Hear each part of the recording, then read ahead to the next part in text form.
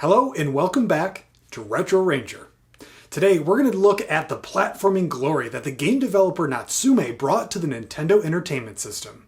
These days, Natsume is widely recognized for their Harvest Moon series, but they also have a really good history of other great games like Pocky and Rocky, Wild Guns, Lufia 2, and many more. On the NES, they made some of the best platforming games on the machine, and we're here to check them out. So, let's dive in.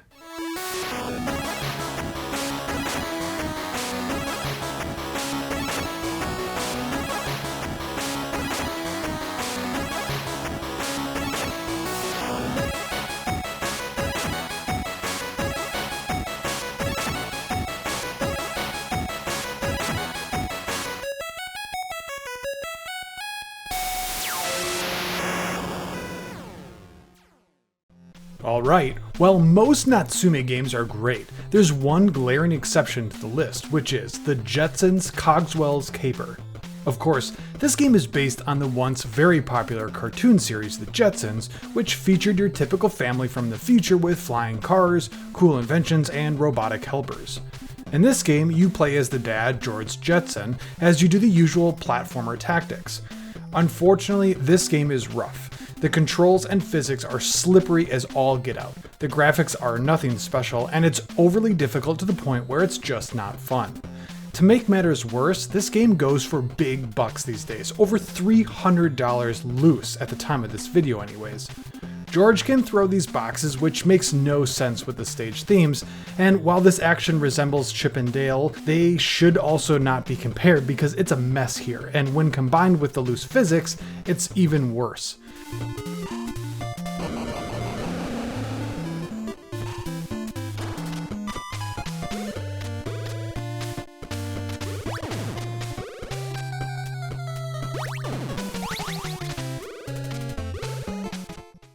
The development team also thought it'd be a smart idea to put enemies hiding in those boxes for some reason, and since it's the only means of a weapon, you're forced to take guesses at which are safe and which are not. The game honestly isn't worth any more time, so let's just move on to the good games.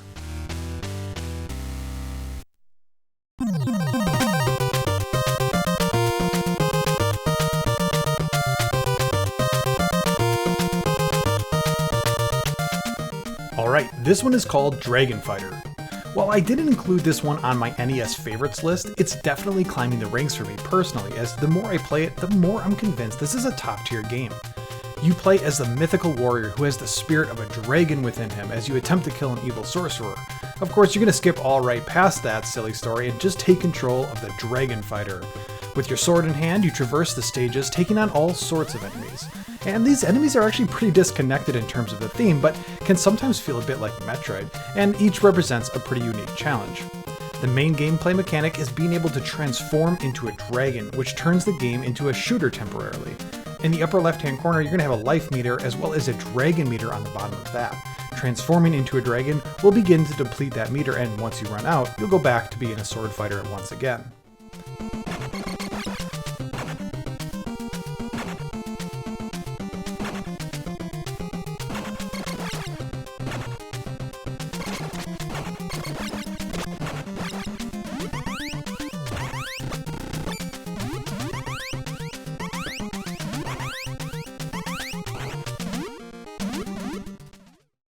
As if turning into a dragon wasn't cool enough, they actually added different types of dragons to the mix as well. Throughout stages, there'll be different items that will transform your warrior into a blue, red, or green warrior, and you also will get the equivalent dragon when it's summoned. The blue dragon fires a homing attack, the green has a spread attack, and the red one drops a fiery attack onto the floor. And while that red one can be useful during the stages, I tend to avoid it altogether, as saving your dragon meter for the boss can really make quick work of them.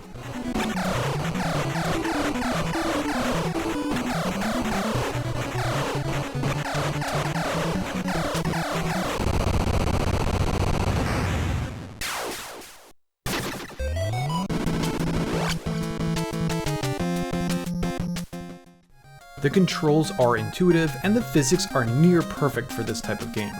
The graphics could be a bit stronger, sure, but they're also nothing to complain about, especially when the gameplay is so tight.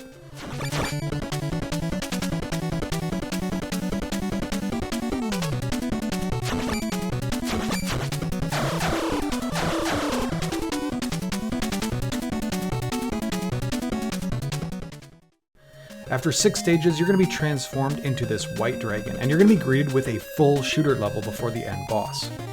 Overall, I can't say enough good things about this game, as it's a great representation of the system's library. Perhaps at some point I'll need to revise my favorites list just to include this one.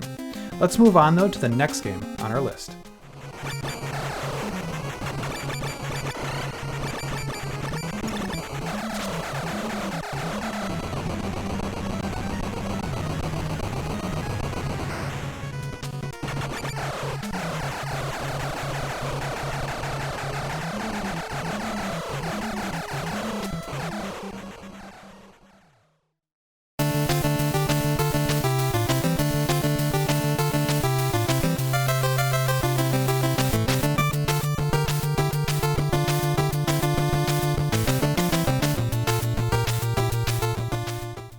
There was a time not too long ago when far less people knew about our next game.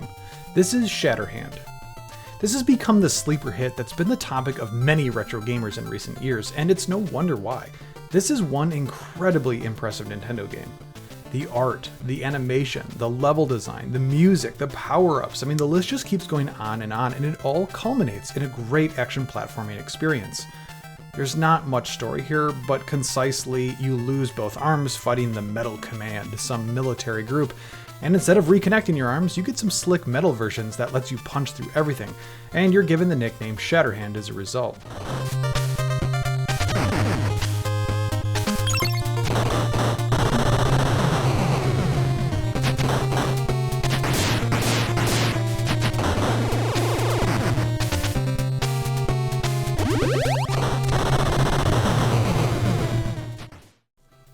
While most of the game will take place over 5 stages that you can choose from, and you can complete those in any order, but you're going to be greeted with a great introductory stage in the beginning that gives you a good overview of the mechanics, the power-ups, and the format such as boss fights and so on.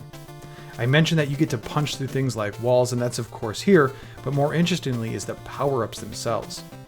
You'll get item drops in the form of coins, which I'll get to in a moment, and these alpha or beta blocks that form a sequence of 3 that can be seen at the top of the screen. After collecting 3 of these Greek letters, you'll be awarded a power-up that's unique to the combination you made.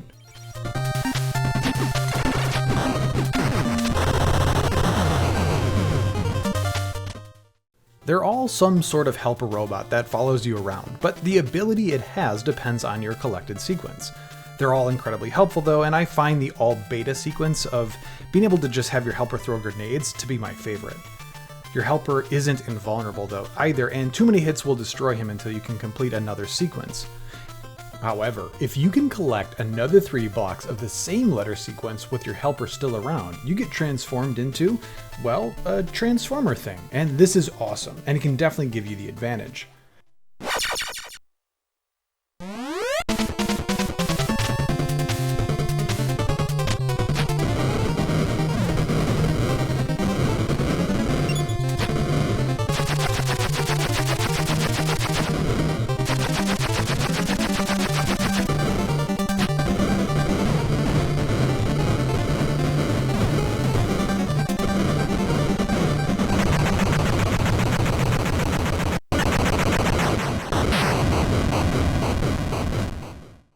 The only other pickup worth mentioning is the coins. Scattered throughout the stages will be these upgrades, only coins don't fall from trees, though apparently they're all over the floor, but either way, you're going to need to pay the amount printed to get the upgrade. These will include health refills, harder punches, and even extra lives. The bosses are challenging and genuinely fun to face off against. Some will include other mechanics like hanging on chain link fences, which is another thing you can do with your metal arms. But beyond that, this is one very polished game. If for some reason you've missed out on hearing about it, it's definitely time to correct that injustice.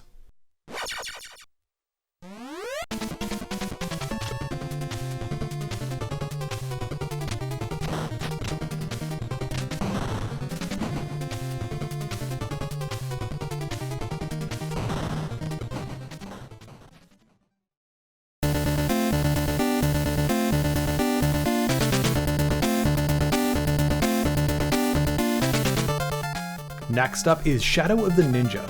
Interestingly enough, Natsume not only developed this title, but also published it as well.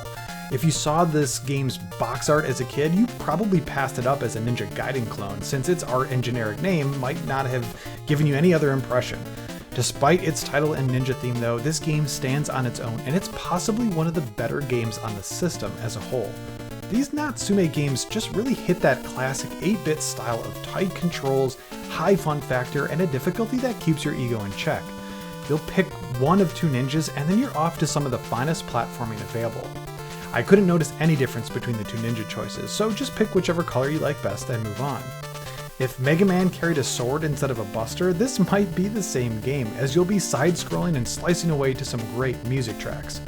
You can get other weapons such as shurikens and this whip sword thing, and yes, I'm aware it has a real name, but sword whip is so much easier to say.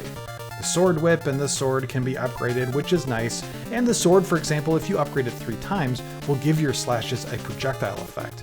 However, taking damage will revert your upgrades though, so it's best not to get too attached to them.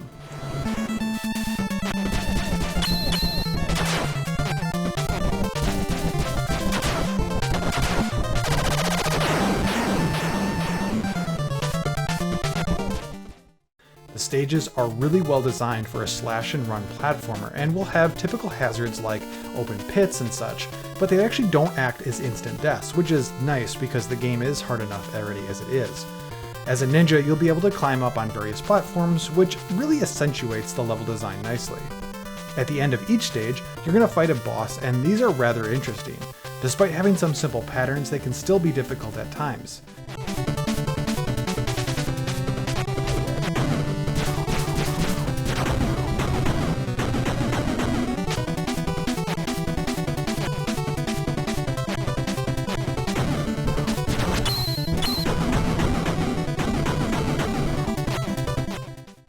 If you have enough health, my usual recommendation would be to just zerg it, as you'll refill a bunch of health after winning, but this third stage boss, for instance, made quick work of that strategy, and I'm ashamed to admit it took me about 4 or so continues alone just to get past him.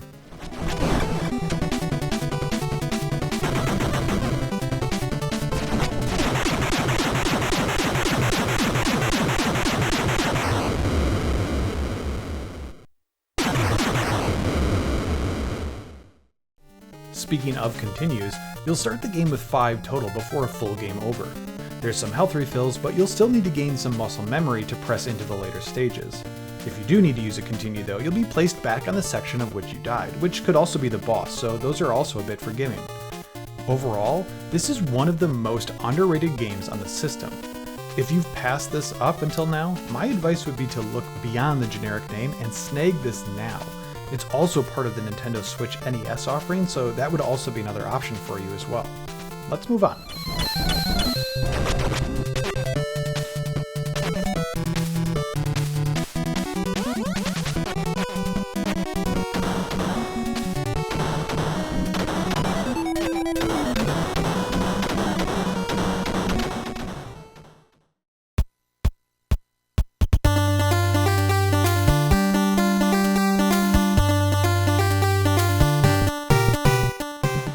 Alright, moving right along, I hope you brought your 80s sunglasses to handle all this cool factor. This is Power Blade.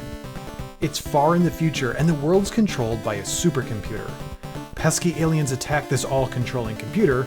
I guess it wasn't all that well protected, which seems strange for its purpose, but either way, it's been taken offline. Now it's up to the dude with Tude named Nova to recover some missing data tapes and bring the computer back online. I made the comparison to Mega Man with Shadow of the Ninja, but you could easily make it with Power Blade as well. There's 6 stages to choose from in any order you want to do them, and then it's a run and gun from start to finish.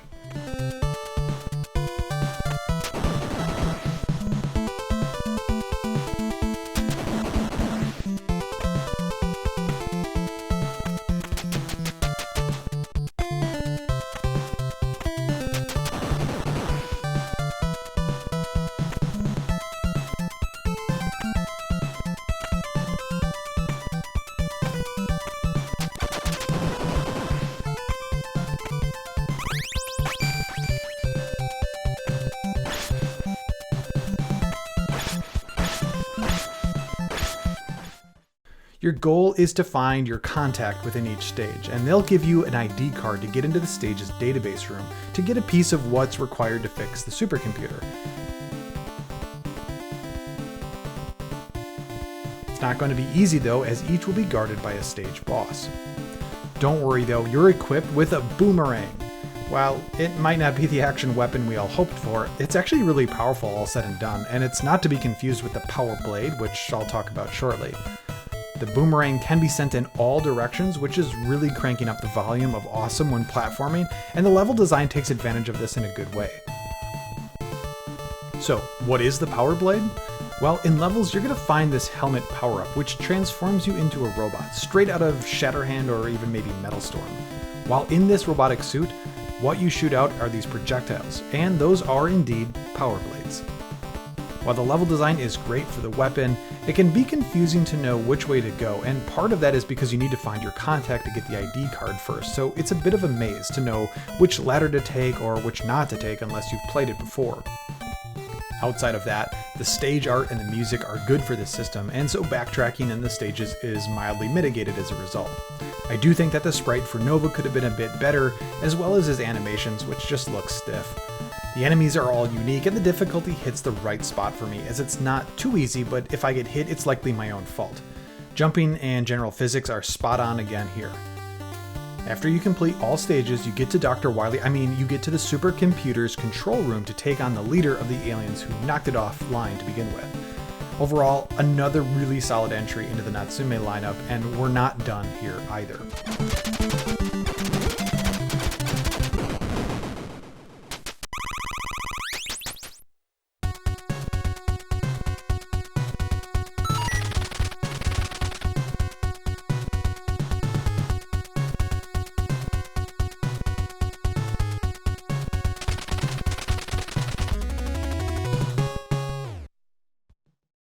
A year later, Natsume would return to the Power Blade series for a sequel, Power Blade 2.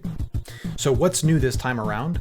Well, you can still select your stages, only this time you get to do so on a motorcycle. Your boomerang returns in all of its retro glory. And you're still playing as Nova, only this time you're on a mission to destroy something called the Delta Foundation.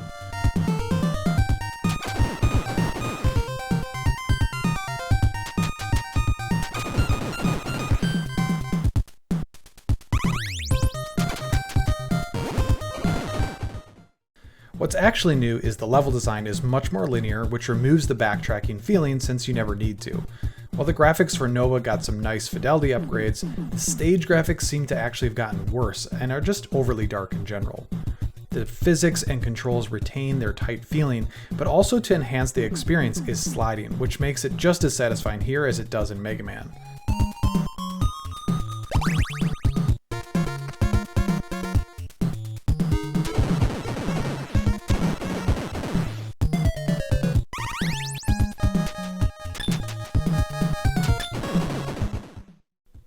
I still might have the blue bomber on mine from last video, but there are a lot of valid comparisons. Since the stage design is linear, you might have guessed that you don't need to find your contact like in the first game, but you will start collecting new suits. These suits grant you different abilities and are collected from the stage mini-bosses, which are a welcome challenge and diversion.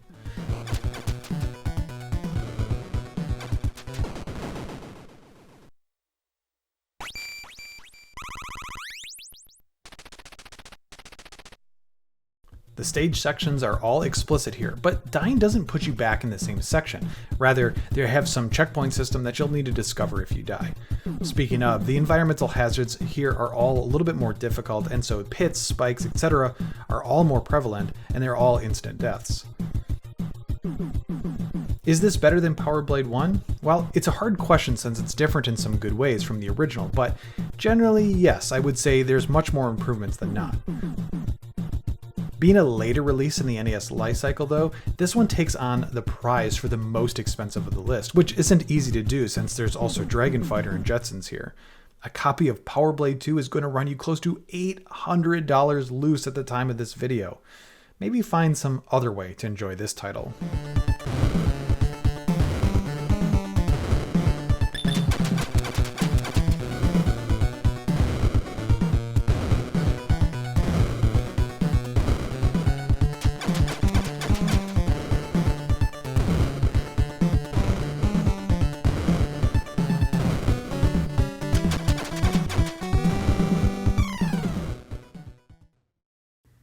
Okay, and there's all the platforming games Natsume created for the NES. They also had some other releases like Abadox, Dungeon Magic, and the fantastic shooter, Scat. You really couldn't go wrong with any of these titles. Well, except of course the Jetsons, but even then it would have been worth picking up a copy when it was cheap for your collection. It always surprises me that these titles don't get more attention, and perhaps it's the general availability due to the prices, but quality-wise, these really stack up when you compare them to the games that consistently get all the attention. Which Natsume game is your favorite? Let me know down in the comments below, and perhaps we can circle back for the remaining Natsume titles. Until then though, thank you for watching Retro Ranger.